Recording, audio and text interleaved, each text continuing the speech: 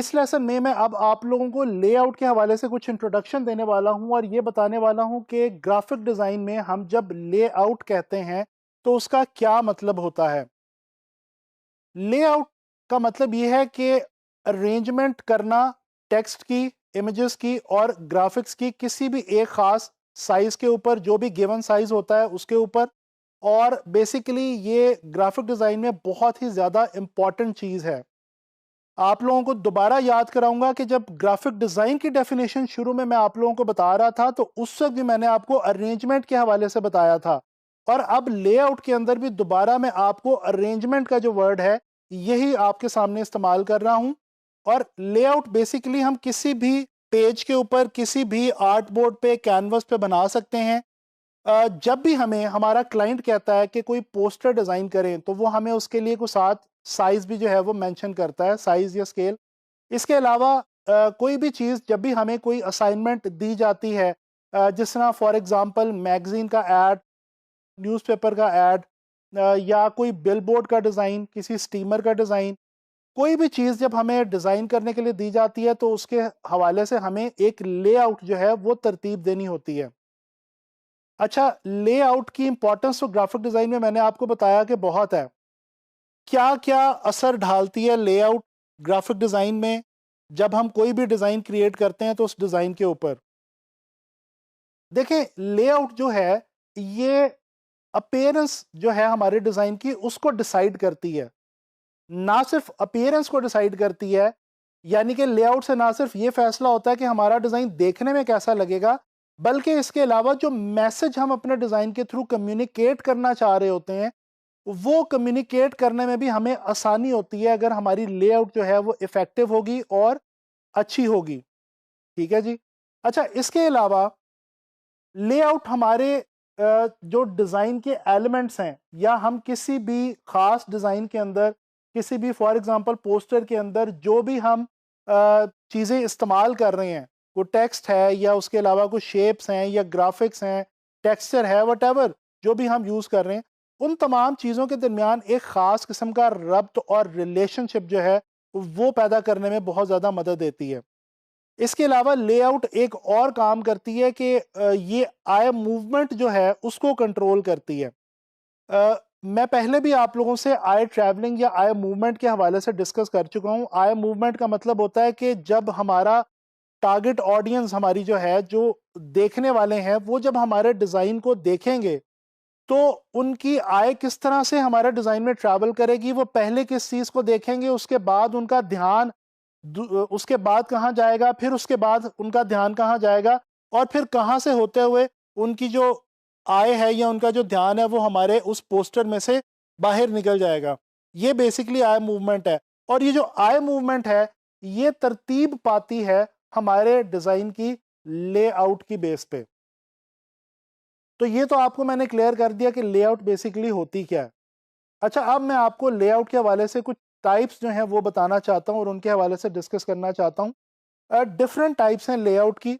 जो एक पहली टाइप मैं आपको बताने जा रहा हूँ वो है जी मल्टी पैनल लेआउट। ये आप एक डिज़ाइन देख रहे हैं, ये एक स्कूल के हवाले से कुछ डिज़ाइन बनाया गया है। एक दो चीज़ें आपको जो है वो डिज़ाइन की हुई नज़र आ रही हैं। इसके अंदर आप देख सकते हैं कि कुछ ख़ास शेप्स के अंदर बाउंड किया गया है, और रेक्टेंगुलर और स्क्वायर शेप्स के अंदर जो है वो इमेजेस को और टेक्स्ट को जो है वो कंपोज किया गया है, ठीक है, और अरेंज किया गया है। तो ये जो ऐसी लेआउट होती है जिसके अंदर किसी शेप के अंदर या डिफरेंट शेप्स में टेक्स्ट को और अपने ग्राफिक्स को और इमेजेस को हम अरेंज करते हैं, ये जो लेआउट होती है ये कहलाती है मल्टी पैनल लेआउट। आमतौर पे आप लोग जब ब्रोशर्स वगैरह देखते हैं या फ्लायर्स वगैरह देखते हैं तो उनके अंदर आपको ये जो मल्टी पैनल लेआउट है ये देखने में बहुत ज़्यादा मिलती है, क्योंकि वहाँ पे टेक्स्ट ज़्यादा होता है तो पैनल्स के अंदर डिवाइड करके टेक्स्ट को आसानी से अरेंज किया जा सकता है। अच्छा जी, इसके बाद एक और जो ऑप्शन मैं आप लोगों से डिस्कस करना चाह रहा हूँ, जो टाइप डिस्कस करना चाह रहा हूँ, वो है सर्कस लेआउट की। आप लोगों के सामने इस वक्त ये एक डिज़ाइन आप देख सकते हैं। ये जो डिज़ाइन है इसके अंदर आप देख सकते हैं कि चीज़ों को बहुत फ्रीली अरेंज किया गया है। और बेसिकली सर्कस लेआउट जो है ये होती ये है कि इसके अंदर हम चीज़ों को बड़े इर्रेगुलर वे में अरेंज कर सकते हैं, और ज़रूरी नहीं होता कि आपने किसी ख़ास लाइन के साथ उसको अलाइन करना है हर आइटम को, या किसी ख़ास तरीके से आपने आगे पीछे उनको अरेंज करना है। नहीं, इसमें हम फ्री हैंड तरीके से इर्रेगुलर पैटर्न में हम अरेंज करते हैं अपनी तमाम डिज़ाइन एलिमेंट्स को। तीसरी जो टाइप लेआउट के हवाले से मैं आपको बताना चाह रहा हूँ ये है जी बिग टाइप लेआउट। ये भी एक बहुत खूबसूरत टाइप है लेआउट की। इसके अंदर क्या होता है कि आप ये इमेज देख सकते हैं। इस इमेज में आपको देख के अंदाज़ा हो रहा होगा कि टाइपोग्राफी यानी कि टाइप या टेक्स्ट को काफ़ी बड़े साइज़ के अंदर यूज़ किया गया है। जैसे कि इस टाइप के नाम से ही वाज़ेह है बिग टाइप, तो इसका मतलब ये है कि इस तरह के लेआउट के अंदर हम जो टाइपोग्राफी है, जो टेक्स्ट है, उसके ऊपर हम काफ़ी फोकस रखते हैं और उसको काफ़ी बड़े साइज़ में जो है वो इस्तेमाल किया जाता है। जैसे कि यहाँ पे आप देख सकते हैं, live big by appreciating all that is small. तो इस तरह से जो है वो बिग का जो वर्ड है उसको लेटरिंग में और बड़ा करके जो है वो ईजी टू अंडरस्टैंड बना दिया गया उस मैसेज को जो बेसिकली कन्वे किया जा रहा है। इसके बाद चौथी जो एक और टाइप है वो है सिलोवेट लेआउट की। ये जो सिलोवेट लेआउट है ये बेसिकली एक ख़ास किस्म की टेक्निक है जो कि हम यूज़ करते हैं। ये फोटोग्राफी के अंदर भी ये टेक्निक यूज़ होती है सिलोवेट की, और ग्राफिक डिज़ाइन में भी हम सिलोवेट का इस्तेमाल करते हैं। पहले मैं आपको थोड़ा सा समझा दूं कि सिलोवेट होता क्या है। सिलोवेट जो है ये बेसिकली इसके अंदर हम शेडोज़ का सहारा लेते हैं और शेडोज़ की मदद से कोई भी चीज़ जो है वो हम अरेंज करते हैं। आम तौर पे जब हम कोई तस्वीर खींचते हैं या हम कोई डिज़ाइन बनाते हैं तो हम मेन ऑब्जेक्ट पे या मेन अपना जो हमारा सब्जेक्ट होता है उसके ऊपर, फॉर एग्जांपल कोई किसी की तस्वीर खींच रहे हैं, पोर्ट्रेट ले रहे हैं, तो वो जो शख्स है जिसकी तस्वीर हम खींच रहे हैं उस पे हमारा ज़्यादा ध्यान होता है। जबकि सिलोवेट के अंदर हम उसके शैडो को यूज़ करते हैं और उसके शैडो का इस्तेमाल करके, यानी कि असल इमेज की बजाय, जो असल पोर्ट्रेट या इमेज है उसकी बजाय उसके शैडो को यूज़ करके हम जो है वो एक इमेज क्रिएट करते हैं।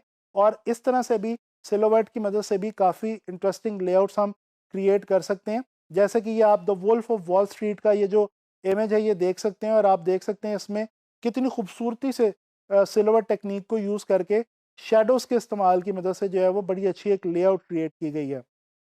आखिरी एक टाइप इम्पॉर्टेंट जो मैं लेआउट के हवाले से आप लोगों से डिस्कस करना चाह रहा हूँ ये है जी पिक्चर विंडो लेआउट। अच्छा, इसके अंदर क्या होता है, नाम से ही वाज़ेह है कि एक विंडो के अंदर हम लोग कोई ख़ास एक विंडो क्रिएट कर देते हैं और उसके अंदर हम जो है वो एक फ्रेम के अंदर, एक विंडो एरिया के अंदर हम जो है वो अपने इमेज को और या अपने टेक्स्ट को इस्तेमाल करते हैं। जैसे ये एक पोस्टर आप देख सकते हैं, ये इस पोस्टर के अंदर आप देख सकते हैं कि एक ख़ास विंडो क्रिएट की गई है और उसके अंदर इमेज को जो है वो बड़ा सा करके इस्तेमाल किया गया है और उसके साथ टेक्स्ट को जो है वो अरेंज किया गया है। तो इस तरह से हम पिक्चर विंडोज़ या पिक्चर फ्रेम्स जो है उनके अंदर पिक्चर्स को अरेंज करके भी लेआउट जो है वो बड़ी इंटरेस्टिंग तरीके से क्रिएट कर सकते हैं। आप लोगों ने जाना इस लेसन के अंदर कि लेआउट क्या होती है और हमने उसकी कुछ डिफरेंट टाइप्स के हवाले से भी डिस्कस किया। अच्छा, आप लोगों ने शायद एक बात जो है वो नोट की हो, वो ये कि ये जो टाइप्स मैंने आपको बताई हैं इनके अंदर जो एग्जांपल्स मैंने आपको दिखाई हैं आप उन पे गौर करें तो आपको अंदाज़ा होगा कि इन तमाम एग्जांपल्स में तकरीबन जो प्रिंसिपल्स ऑफ डिज़ाइन हमने पढ़े थे वो बहुत ज़्यादा यूज़ हो रहे हैं। जैसे कि आप लोगों ने प्रॉक्सिमिटी का प्रिंसिपल जो है वो पढ़ा था, आपने बैलेंस जो है उसके बारे में जाना था, हम लोगों ने डिस्कस किया था एम्फोसिस को, मूवमेंट को, यूनिटी को, और भी कुछ प्रिंसिपल्स हमने इसके अलावा भी पढ़े थे। तो ये जो प्रिंसिपल्स ऑफ डिज़ाइन हैं ये बेसिकली हमें बहुत ज़्यादा हेल्प आउट करते हैं लेआउट्स को डिज़ाइन करने के लिए, और इनको हम बहुत ज़्यादा यूज़ करते हैं लेआउट्स बनाने के लिए, और इनकी मदद से हम बड़ी इंटरेस्टिंग लेआउट्स हैं वो क्रिएट कर सकते हैं।